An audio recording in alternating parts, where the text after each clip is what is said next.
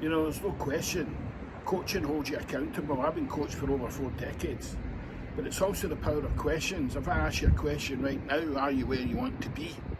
You'll answer yes or no. If the answer's no, you won't be stimulated to change, and I can tell you the reason why that is, and I'm going to give you a 3-chair exercise that I do every single day for 4 decades.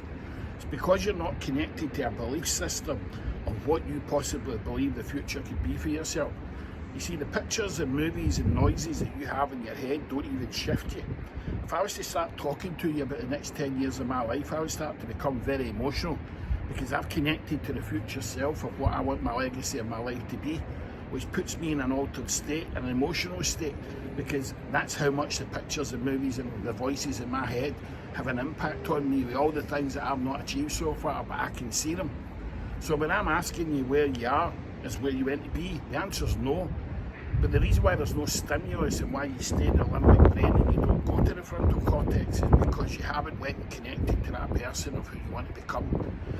Ego, beliefs, limitations, people around you, your environment. When you live in a country like Dubai, you believe that anything is possible. There is no noise. So every day I come up here to the terrace and I continue with this exercise every day. Exercise 1, chair 1. My current reality. And I put myself into an altered state, which I've done for 4 decades. And what I do is I look at every area of my life wheel, and I look at every business force lane, and I allow myself to go to the start line of every one of these, and I ask myself a question. In the lanes, am I where I want to be? And then I pick up a 4th chair, and that's me putting somebody in who's actually modelling and mirroring what I want. And basically what I do is I pay more attention to them. And then what I do is I take that energy field and go into chair 3. And chair 3 is the future self. And I go to the end of year 1, year 3, year 5, and I become obsessed by creating the movie in my head of who that future self is going to be.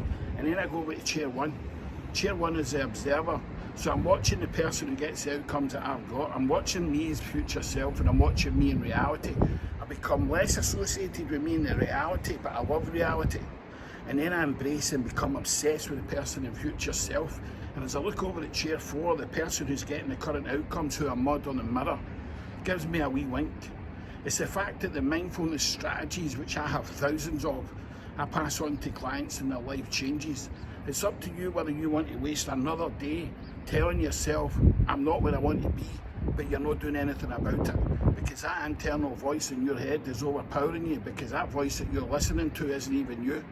And that's why I like to use my life to be the example, because I'm consistently evolving and growing. Why is that?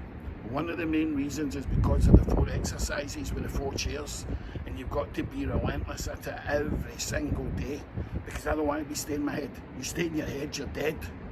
You have to have these mindfulness strategies, and you don't understand how to use your neurology. I've spent 4 decades mastering it, working with the top psychologists in the world, and it gives me greater pleasure, no greater pleasure than passing that on to people who are willing to do the work to change their life. It then has an impact on their family, it has an impact on their friends, it has an impact on their business, and they become an extraordinary human being. Get more fixated to who you are and how you function, and get more fixated with the future self of who you can grow into. The saddest thing that could happen is you get to the end of life and you've done nothing about it, because at that point it is too late.